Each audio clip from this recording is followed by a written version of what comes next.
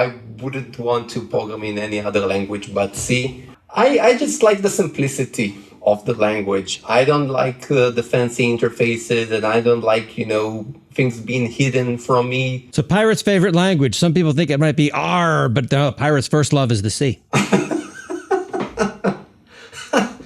The dad jokes do not get better from here. Welcome to Screaming in the Cloud. I'm Corey Quinn. My guest today is Roi Lipman, who is the CTO at FalcoDB. This episode is sponsored in part by my day job, Duck Bill. Do you have a horrifying AWS bill? That can mean a lot of things.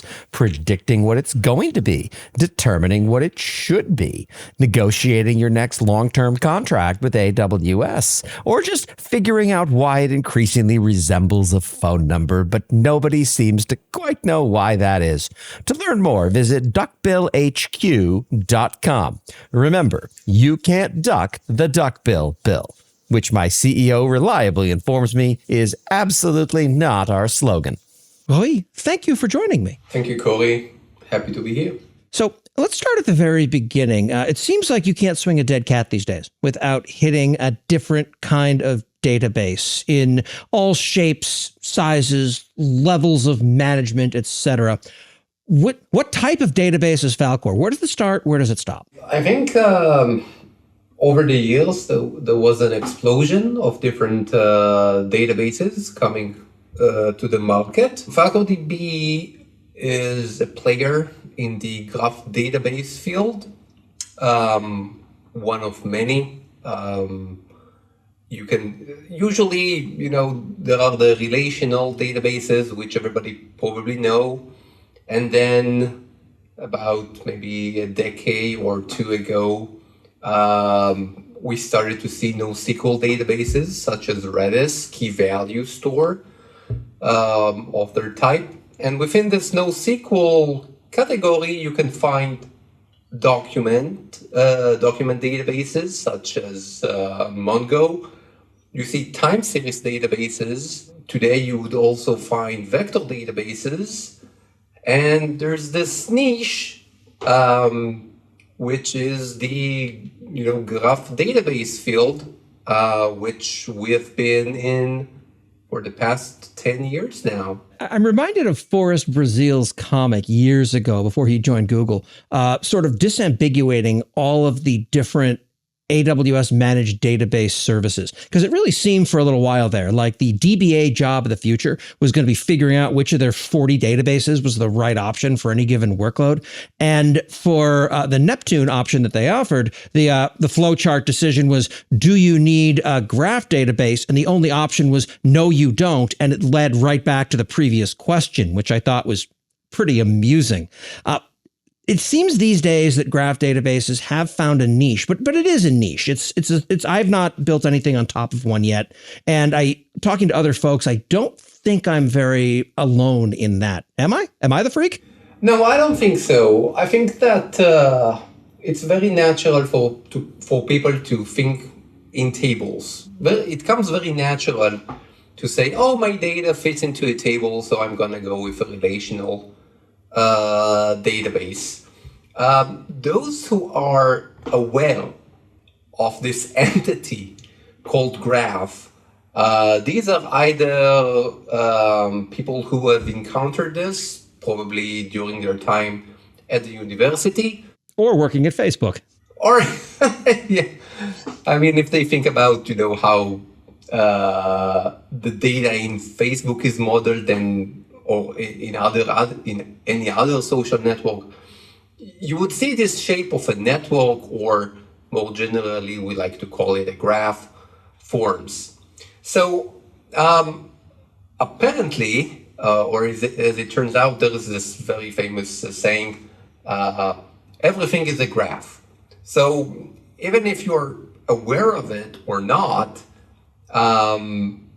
it's very likely that a lot of domains are behind the scene or can be relatively easy described as a graph. Just throwing out a few examples. A social network, obviously, is a graph. Roads and intersections, maps, these are graphs. Any type of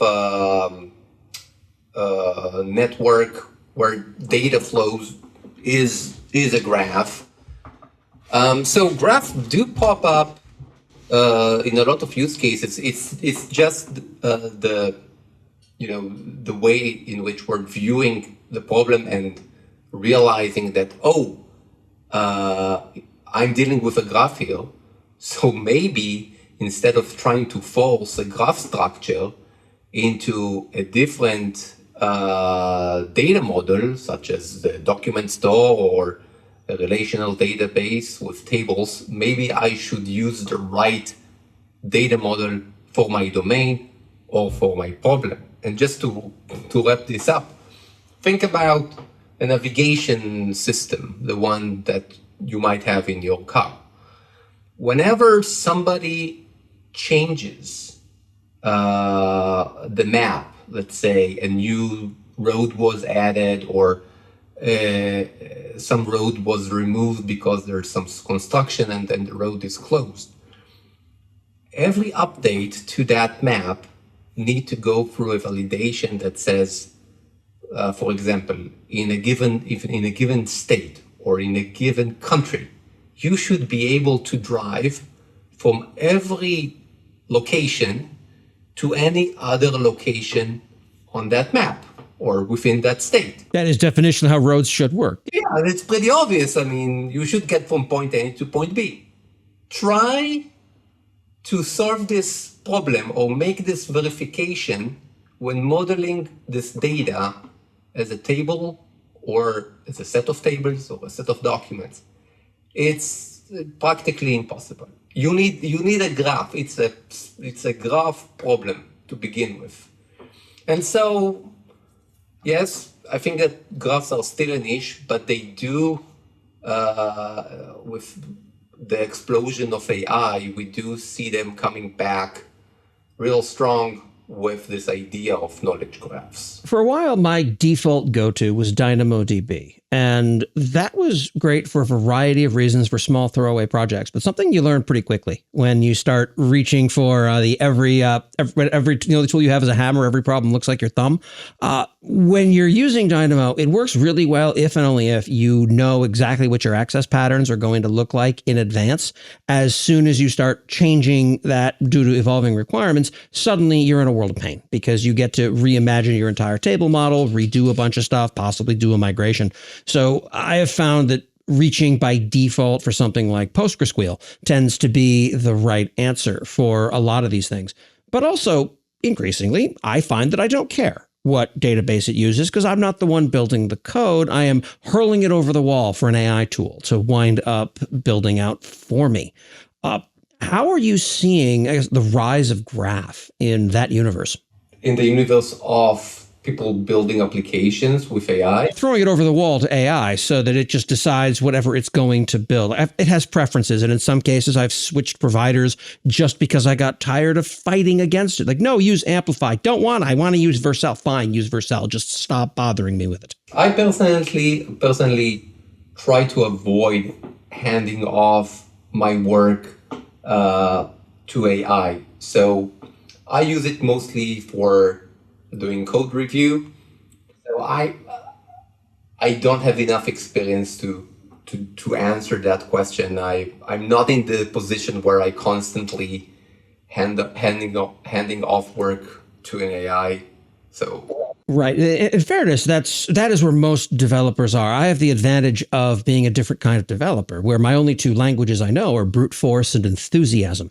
When I want a line of business app to glue two things together, well, that would have been a multi-day undertaking previously. And now it's just build me a clicky thing so I can stop copying and pasting between two things like I have for 4 years.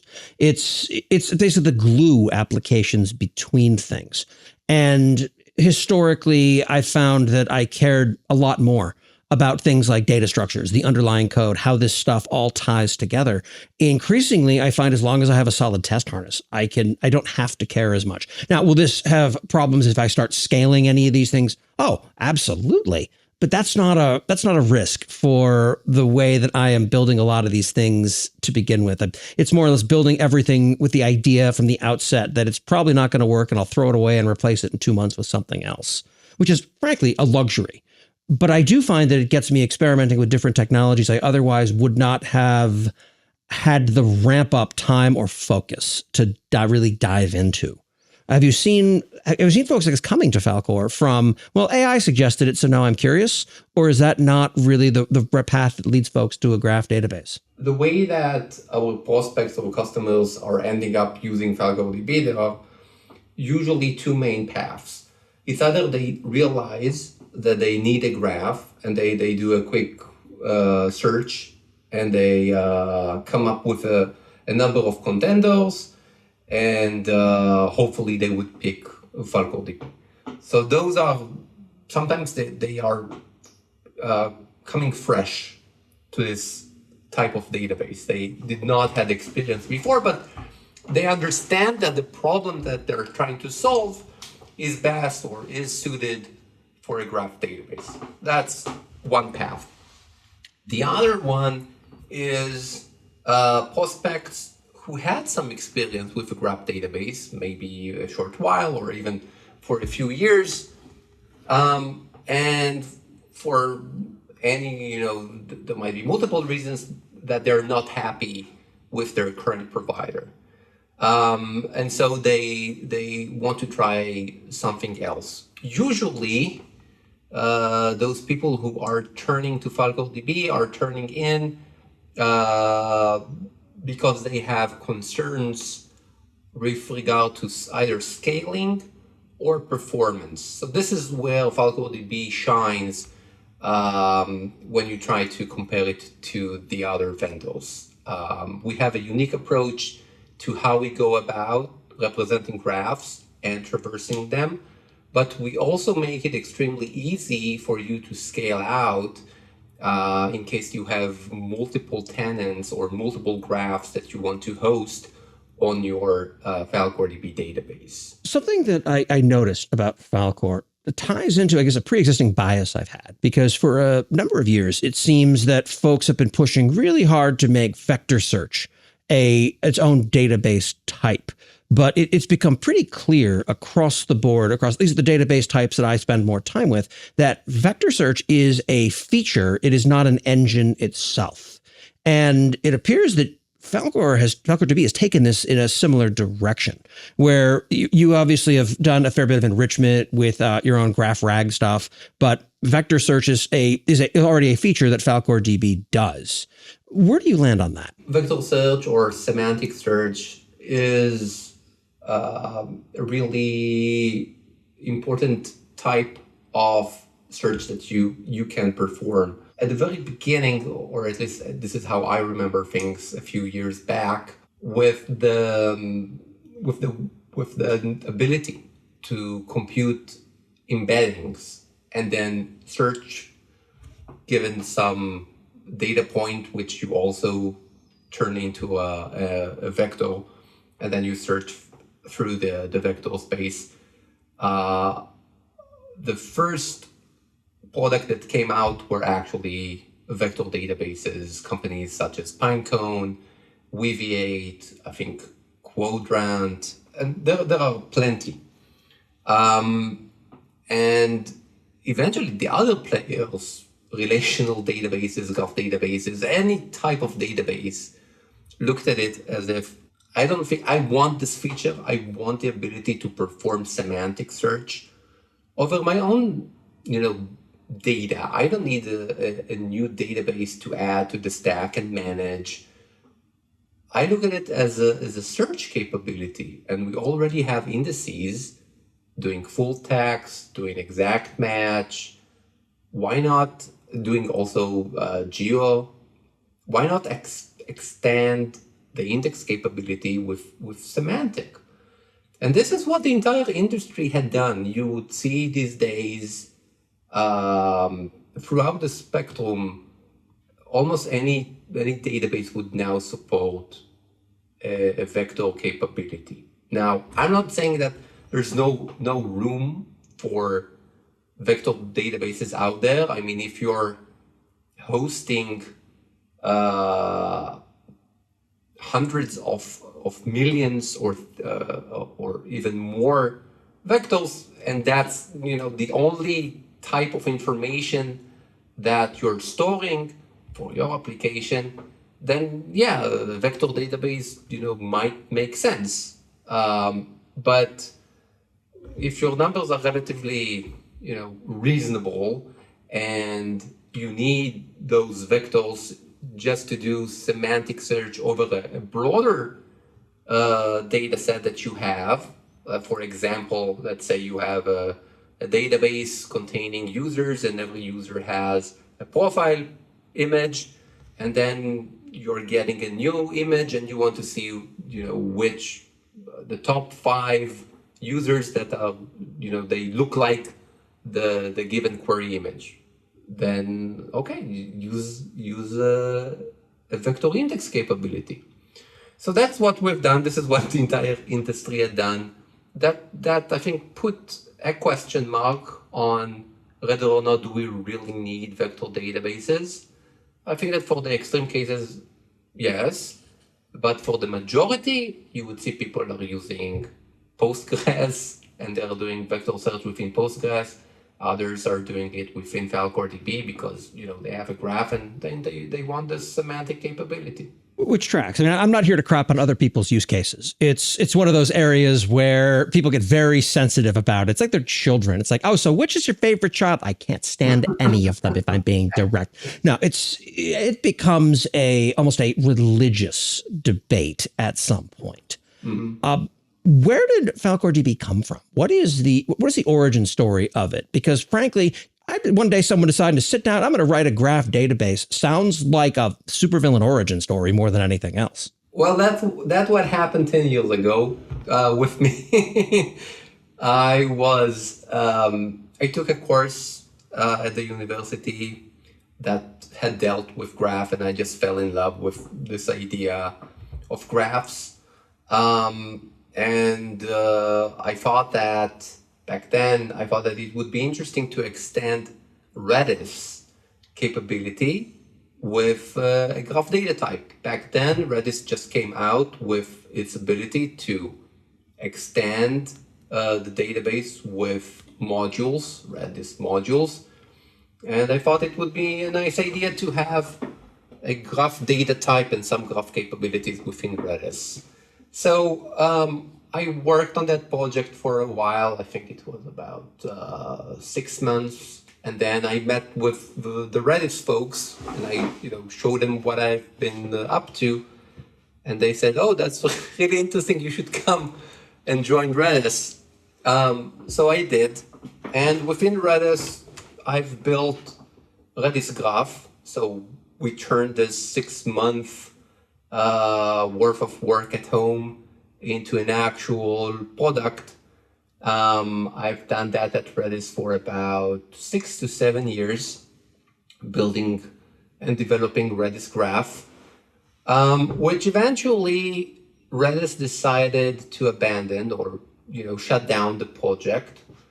And myself and 2 other colleagues of mine thought that it would be a shame to see this project go down the drain. And so we decided to spin out of Redis and turn RedisGraph into what now is known as FalcoDB. So we've basically just continue on from where we've left off at Redis. And we've been doing that for over 2 years now. So around 10 years in total, I'm involved in building and, getting a graph database out there, which is competitive. So yeah, that's the background story behind Falcor. This episode is sponsored by my own company, Duckbill. Having trouble with your AWS bill? Perhaps it's time to renegotiate a contract with them. Maybe you're just wondering how to predict what's going on in the wide world of AWS. Well, that's where Duckbill comes in to help. Remember, you can't duck the Duckbill bill, which I am reliably informed by my business partner is absolutely not our motto. To learn more, visit duckbillhq.com. How do you find that it has been to run effectively what is I have to be careful using terms like open source. People get salty about this, but you are source available. Do you find that it is tricky to run a viable business where there's also the story of, or you can just use the code and all the stuff that we build for free and make available to everyone? I think I understand that is somewhat of a leading question and a naive one, but I am curious to get your take on it. Yeah, I mean, it's tricky. It's a question that pops up from time to time. I think that the benefits of having your product as an open source are greater than having it as a closed source. What happens is that your adoption rate is much greater when you have your product available for free. On the other hand, yes, it's a bit frustrating to see all of those people who are using the product and are not chipping in. But I mean, at the end of the day, for me, it's a huge. It's just a pleasure to see the work that I've done being used all over the place, and it comes as a surprise. You know, we're not aware of all of the use cases and all of the people who are using the product, and when somebody reaches out. And we, have a conversation with him, and you see the product being used for a variety of workloads and use cases. You feel great about that. In addition, the fact that it is source available, people can submit issues, people can have a conversation about it. There is benefit to it. So if you look at our GitHub page, you will see. Plenty of issues, and I think it's great to have GitHub issues because it shows that people are using the product and they care enough to go and open an issue, and so we learn from that. I mean, it's kind of like a free QA to the product. We might be able to produce or to generate more revenue if we were closed source. But I think that the benefits of having something open and making some contribution to the open source community does pay off at the long run. Apparently, back in 2024, you folks did an announcement about rewriting FalcoDB in Rust. Mm-hmm. My snide comment has always been the primary IDE of a Rust developer is PowerPoint because it's impossible to do anything in Rust without doing a whole dog and pony show around it. Has that been completed? How'd it go? No, it's still a work in progress. My other co-founder, Avi, is in charge of doing the Rust rewrite. At first, we've tried to do that in a gradual form. So we have this relatively large C code base. I'm a big C fan. I wouldn't want to program in any other language but C. Oh, that'll get you hate mail just for that statement alone. Maybe. I mean, I'm 42 years old, so maybe that's the age. Yeah, we're gentlemen of a certain age, and at some point, learning the latest new trendy things, it just feels like it's more trouble than it's worth. If I'm being direct, I just like the simplicity of the language. I don't like the fancy interfaces, and I don't like things being hidden from me. The type of programming that it is needed to develop a high-performance graph database, you need to be aware and in control of practically anything that happens in your system. And any language that hides stuff from you, and language that would not give you absolute control over the instructions and the memory layout, you would simply, would not be able to fully utilize the hardware. Just circling back to the Rust question. So at the first, we tried to do it gradually, taking apart components that are written in C and rewriting them in Rust and then integrating them back. That didn't work too well for us. And so after a year of trying this out, we've decided that this approach would not work. And so we're going to write everything in one go, the entire thing from scratch.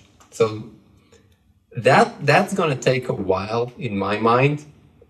They did make a good progress, but it's still not there just yet. I'm more focused on the C. So Pirate's favorite language. Some people think it might be R, but no, Pirate's first love is the C. Dad jokes do not get better from here. I store them in a database. There's a whole spiel we can go into and we'll avoid for brevity's sake. What I guess is the challenge I've always had, and I suspect I'm not alone in this, is I keep seeing graph databases and I see things that are interesting, but I'm missing a toy problem that feels like a good fit for it. Take a relational database and great, I'm going to go and build even something dumb like a to-do app, which is still overkill for some of that. Or I'm going to build something that will track books in a library and you get multi-table stories with authors and books and the rest. What is, I guess, the toy problem, minimum viable footprint that isn't insane for a graph database? So I have maybe two examples. We've recently done a webinar about our UDF capabilities, user-defined functions within the database. And the project which showcased this was farm to table. So the idea was, in this graph you have nodes, entities representing farms. Those are connected to delivery hubs, which might connect to other delivery hubs, but eventually they would reach a store like Trader Joe's. And basically what you want to do is to find a path that would get the produce, fruits and vegetables, and keep them as fresh as possible to the store. So in other words, it's an implementation of the traveling salesman problem. Yes, you can think about it that way. It's a pathfinding problem where you want to optimize some function. In our case, it was the freshness of the fruit. But you can also look at it and say, okay, I want to find a path which has the minimum cost of transportation. So that's maybe one example where, graph databases are a great fit. Another one which, people can relate to is access management. So think about a big organization with lots of users, and those users are grouped into groups, and there might be a group hierarchy, and then there are resources such as servers and files and folders. And every time a user tries to access one of those resources, you need to make sure that he has the right access. And so this, once again, becomes a pathfinding problem. If you think of it, you need to see if there is a path connecting that user through a set of different groups to the end resource. So we actually have a number of customers who are using FalcoDB exactly for this. My last question before we wind up calling this an episode is open source available, etc. Great. Awesome. Your code is on GitHub and accepts contributions from the larger community. I have heard a lot of open source maintainers. I have some minor stuff up, but we're talking to actual people who are serious about this stuff. They are inundated with a barrage of AI generated pull requests, the quality of which is, we'll be polite and say, varies widely. What has your experience been with that? FalcoDB is not an easy product to contribute code to. So if we're getting some contributions, it's very rare, and we're very happy to receive them. That said, a few years back, before all of those new AI tools, whenever a PR showed up, it was obvious that there was a person behind that PR who took the time and wrote the piece of code that he wanted. Right. Someone cared. One of my early exposures to the open source world in that sense was with SaltStack. Tom Hatch was a phenomenal founder of that project and company because he would accept my shitty pull request and then he would thank me for it and then immediately rewrite it so it was good and then submit that as a second pull request within minutes, which does not scale for crap, but it was so welcoming and so you belong here, that it really led to an amazing community for a while. That doesn't scale, and I'm not suggesting anyone should necessarily follow that pattern. But man, was I fortunate to encounter that. That was a great gesture on his behalf. I feel like, if I think that a PR is addresses a real issue and there's a good justification to add it, it's very likely that I would do some rewriting to it or ask the you can also, this was also a different era. You can assume good faith back in 2012 when I was doing these things. Now, for all you know, someone just threw something into a slop cannon and basically said, I need to have another one for my resume. Go submit a PR. And they don't know what the project is. They don't care about it. At least historically, it used to be people going through and fixing the comma placement in your docs. Fine, whatever. Now it's a lot harder to tell. We actually we have a number of issues that we are opening to get help from the public, and we're willing to pay for those PRs. Oh no, I'm sure this will not cause an influx of AI generated PRs. Oh no. Yeah, that's exactly what is happening these days. People try to address those PRs and collect that money by simply throwing an AI at it. And then we're bombarded. We've seen crap like this. Like, I get this on my security email inbox all the time for Last Week in AWS, which is, again, a podcast and an email newsletter. It is not a SaaS app or anything like it. And they're always finding the same things of, you're not enforcing hard fail for SPF on your emails, because if you do that, it will in fact cause some problems with email forwarding in some newsletter edge cases. So there, you should fix that. Pay me, please. Like, what the hell is this? It's the lowest effort. It's the beg bounty. It's awful. Awful. We're getting those as well. At least twice a week I'm getting an email of that sort. I don't know. It's a new era, I think. It is. And I would not want to be starting my career in this era. I don't have a better path for this. The roads you and I walked have long since closed. The world's a different place. I'm always scared to give boomer tier advice of, well, back in my day, you print out your resume on nice paper and you walk into the office and you demand to speak to the owner and you have a firm handshake and hit the bricks. You'll have a job by sundown. Yeah, sure. That'll work.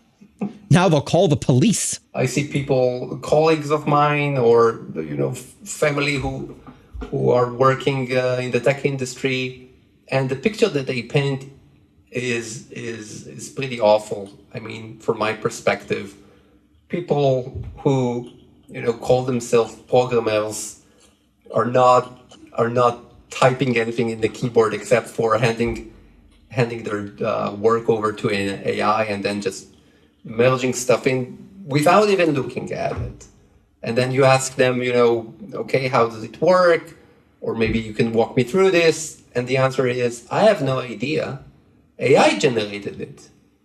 And so I think that's a very dangerous route to take. I mean, there is the counterpoint too. I look at this thing like, how does this work? I don't know. I wrote it 6 months ago. Like that was always my answer too. It's like, honestly, I don't know what the hell me of 6 months ago was doing, but he was terrible. I can relate to that as well. But how many times in your career have you been like, what idiot wrote this, and you fire up git blame and it turns out it was you, so you quietly fix it, don't say a word, and then just go ahead and patch it? Yeah. It's fun to look back and see, how you as an individual developed over the years, especially if you're involved. Certain values of fun, yes. If you're involved in a project for a few years, then hopefully you do get to evolve, and it's nice, to have this last retrospect and see how was the code that you've written 5 years ago and where you're at right now. Hopefully you have improved. But these days, people who are using AI to the point where they don't even get the chance to practice their craft. I think that's problematic. People are saying, at least, in my area, people are saying that new developers, juniors, are having a really hard time getting work. And so I wonder where would we find the seniors, the 15 years ahead of us, the seniors? From where are they going to come from? That's the thing that I've been pointing out to people. When I first found that AI could write some code and showed it to some friends, their response was, well, this is great to replace junior engineers, but it won't replace senior engineers. Where do you think senior engineers come from, buddy? They don't spring fully formed from the forehead of some god somewhere. Exactly. And then maybe some would argue that in the near future, seniors can also be replaced.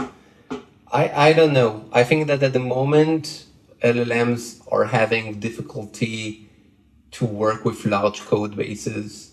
I do see them as a great utility to start out something new. Whenever there's a clean slate and you ask it, okay, build for me from scratch something, it might, work well. It might work well for applications that are not at the system level.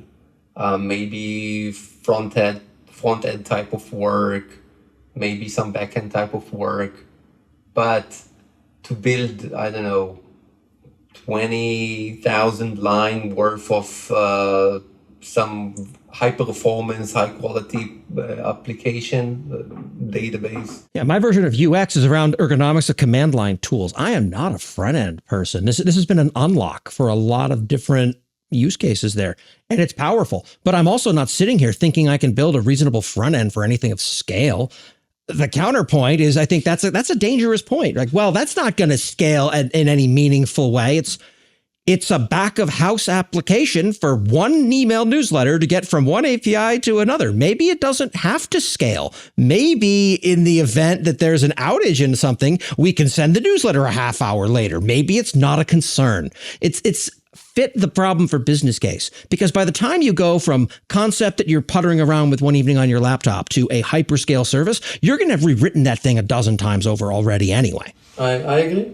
Like, my favorite part, especially the startup founder myself, is every time you hire someone, they're better at the thing that you're hiring them for than you are. So it's a constant state of being humbled by these things and watching people in the interview trying to put a diplomatic corporate spin on what the hell is wrong with you? Why would you do it this way? Which, well, it got us this far to hire you. So please come help fix it.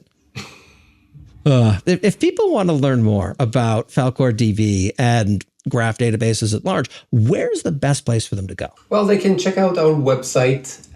They can check out our documentation. I don't know if we're going to include the links to those. Oh, we absolutely can put those in the show notes for you. It'll be fine. Then our documentation, our website, and our Discord channel. This is where you can reach out and learn about our product or our service and on graph generally. And if you're interested in the actual source code and seeing what I'm working on, then you can check out our GitHub, which is FalcoDB at FalcoDB or /FalcoDB.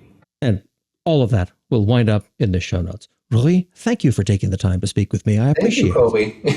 It was fun. Likewise, Roi Lipman, CTO and co-founder of FalcoDB. I'm cloud economist Corey Quinn, and this is Screaming in the Cloud. If you've enjoyed this podcast, please leave a 5-star review on your podcast platform of choice. Whereas if you didn't enjoy this podcast, please leave a 5-star review on your podcast platform of choice, along with an angry, confused comment that makes it sound like you're a zookeeper understanding why giraffes need their own database.